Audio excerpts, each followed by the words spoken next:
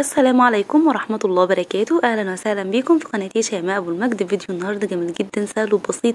كلنا بنعشق حاجه اسمها السينابون، هنعمله مع بعض بطريقه سهله جدا وبسيطه، وان شاء الله ما يكونش مكلف ويكون اقتصادي كده وعلى قد ايدينا. بجد طعمه حلو جدا جدا وباسهل طريقه ان شاء الله. يلا مع بعض نشوف عملناه ازاي بكل سهوله. اول حاجه معايا نص كيلو من الدقيق، معلقه صغيره من البيكنج باودر، معلقه كبيره من الخميره الفوريه، معلقه كبيره من السكر، معلقتين لبن بودر، 2 حبه بيض، ومعايا 65 جرام من الزبدة، ومعايا كوباية مية دافية للعجن، رشة ملح، معلقة كبيرة من الخميرة، وكيس من الفانيليا. أول حاجة على النص كيلو دقيق أحط معلقة كبيرة من الخميرة الفورية، نص معلقة صغيرة من البيكنج باودر، معلقة كبيرة من السكر، معلقتين كبار من اللبن البودر، 2 حبة بيض بدرجة حرارة الغرفة بس قبلهم نحط رشة الملح.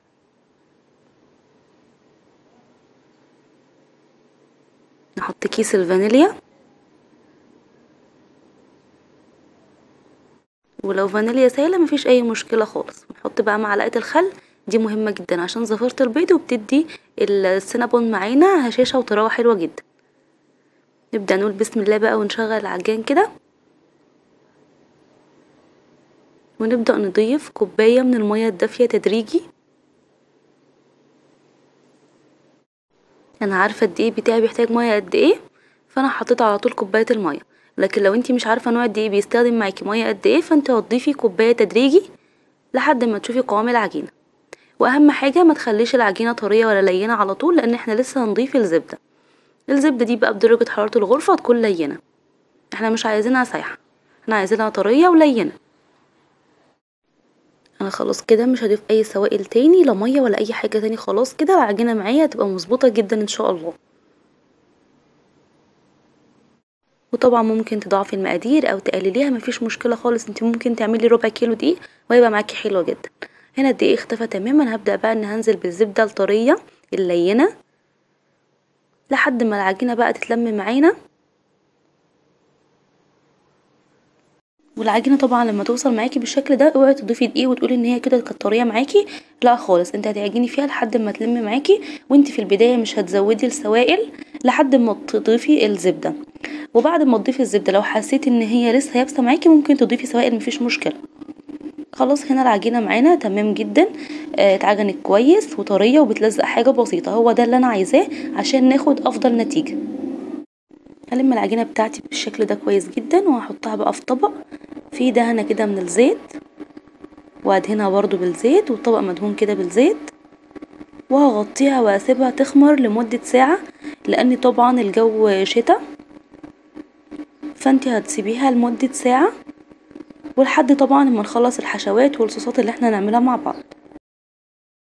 واهم حاجة بقى بعد كل مرة نستخدم فيها العجان نمسحه كويس جدا وننضفه من اي بواقي عجين فيه، لان طبعا لو نشفت هتعمل معانا مشكلة في العجان، فلازم نخصص فوطة كده ونمسح بقى العجان كويس جدا. الحشو بقى معايا 3 معالق كبار من السكر البودر، معلقة كبيرة من الكاكاو، ومعلقة كبيرة من القرفة. هنقلبهم مع بعض كويس، والحشوة دي متوازنة جدا جدا.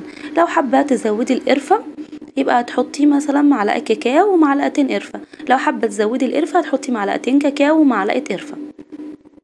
وممكن تستغني عن الحشوة دي خالص وتحطي نسكويك. وبكده الحشوة تكون جاهزة معانا. نعمل بقى صوص الجبنة. معايا كوباية من السكر البودر، ربع كوباية من الكريم شانتيه، وكوباية من اللبن البودر. هضيف عليهم نص كوباية من الجبنة الكريمي، هي كانت عندي في الفريزر بس عشان كده مش باينة كريمي قوي. ممكن طبعا جبنة كيري، ممكن اي نوع جبنة كريمي لقيتها في السوبر ماركت، بس اهم حاجة ما تكونش مملحة. وهضيف عليها نص كوباية من المية المغلية، لازم تكون مغلية. وطبعا لو حابة تضيفي قطعة من الزبدة مفيش اي مشكلة، بتديها تست حلو جدا. هبدأ اني اقلب بقى الخليط ده بالمضرب كده من قبل ما اشغله، وبعد كده هشغله على سرعة منخفضة وهعلي السرعة. هضربه كده حوالي من مدة دقيقة لدقيقتين لحد ما الخليط لونه يفتح معانا ويبقى بالشكل ده. ده القوام، وطبعا لان المية لسه مغلية. هندخله بقى التلاجة لحد ما نكمل شغلنا في السينابون. على الرخامة بقى رشيت رشة محترمة كده من الدقيق، وهنزل بالعجينة بتاعتي الجميلة الطرية الحلوة دي، وهرش عليها رشة برضو محترمة من الدقيق، واقول بسم الله بقى وهبدأ افرد فيها. شايفين ما شاء الله بتتفرد معانا بكل سهولة ازاي؟ ده نتيجة ان هي خمرانة كويس والعجينة معجونة حلوة جدا، وكمان ان هي مرتاحة كويس. هتفرديها بقى بسمك رفيع جدا وبالحجم اللي انت حباه، المقاس اللي انت حباه. وطبعا لو حابة قطعة السينابون معاكي تكون كبيرة كده، هتخلي العجينة معاكي تتفرد بالعرض اكتر من الطول، هتفرديها بالعرض اكتر من الطول، لان احنا عايزين الرول معانا يكون اسمك وادخن. ده السمك اهو رفيع كده بالشكل ده. معايا هنا بقى زبدة بدرجة حرارة الغرفة، انا لقيت ان هي ممكن تقطع معايا العجين، فهبدأ ان انا اعملها بالشكل ده، وهبدأ ان هفرد هلاقيها برضو لسه، فهطريها اكتر. احنا مش عايزينها سايحة، احنا عايزينها متماسكة بالشكل ده، فممكن تقطع معانا العجين، فانا سيحتها اكتر بالشكل ده، طريتها بايدي يعني، واتفردت معايا اهي ما شاء الله بكل سهولة.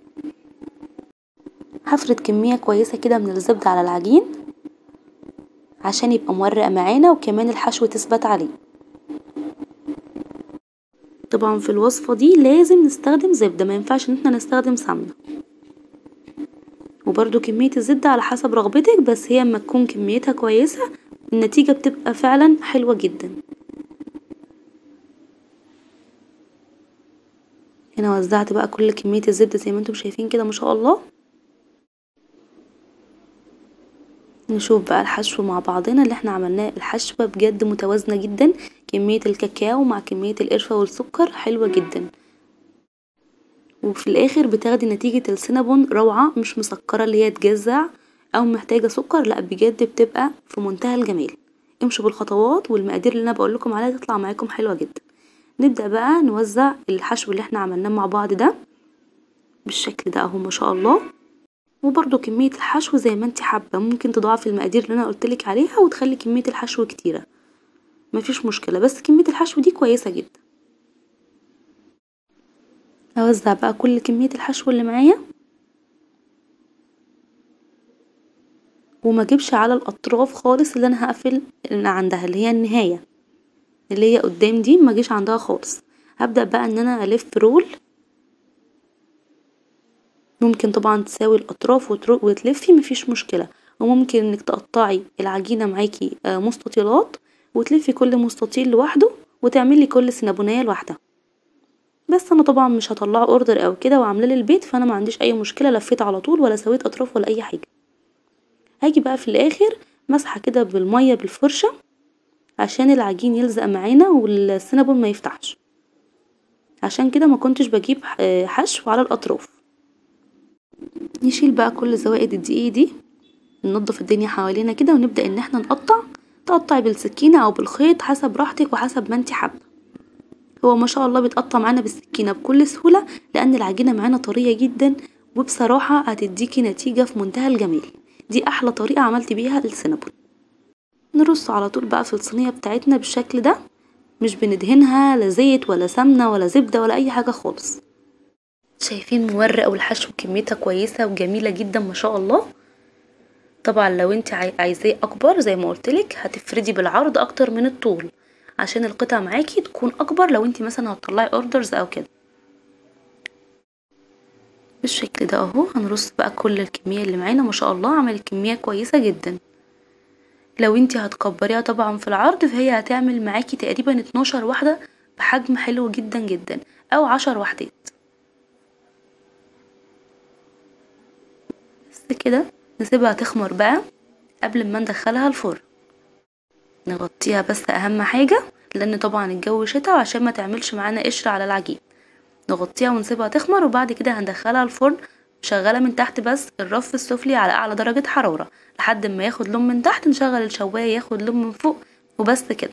مش هياخد معاكي 15 دقيقة تسوية، ويطلع معاكي بقى شكله جميل كده. انت طبعا لو مكبرة حجم القطعة هتلاقيه بقى مسك في بعضه وهيبقى شكله جميل جدا، بس طبعا عشان انا عاملاه للبيت ف عادي يعني، عاملة الحجم صغير مش مكبرة الحجم. شايفين اللون بتاعه من تحت جميل ازاي ما شاء الله، وعايزة اقول لكم ان هو طري بشكل يعني لا تتخيليه، بجد تحفة. طبعا ده بقى صوص الكراميل اللي احنا عملناه مع بعض الفيديو اللي فات. نحط بقى صوص الكراميل كده، وبجد طعمه حلو قوي قوي ما شاء الله. صوص الكراميل كمان رائع واقتصادي جدا جدا. جربوا السينابون بالطريقه دي ان شاء الله يعجبكم جدا، وطبعا ما تنسوش تقولوا لي ارائكم في الكومنتات. ولو الفيديو ده عجبكم ما تنسوش تحطوا لي لايك وتشتركوا في القناه وتفعلوا زر الجرس عشان يوصل لكم كل الفيديوهات الجديده. طبعا بقى لو حابه انك تخرجي لحد من قرايبك او كده، فانت بتجيبي العلب الكرتون اللي هتشوفيها ديت وتحطي فيها اكياس تلاجة من تحت عشان الصوص طبعا، وتبداي تحطي الكميه اللي انت حابه تخرجيها. وطبعا لو هتعمليه برضو كمشروع او كده، انا كنت بخرج في الكراتين دي وبالاكياس التلاجة دي. وبس كده بكل سهوله خلصنا فيديو النهارده. ما تنسوش تحطولي اللايك وتشيروا الفيديو مع اصدقائكم. اشوفكم على خير، والسلام عليكم ورحمه الله وبركاته.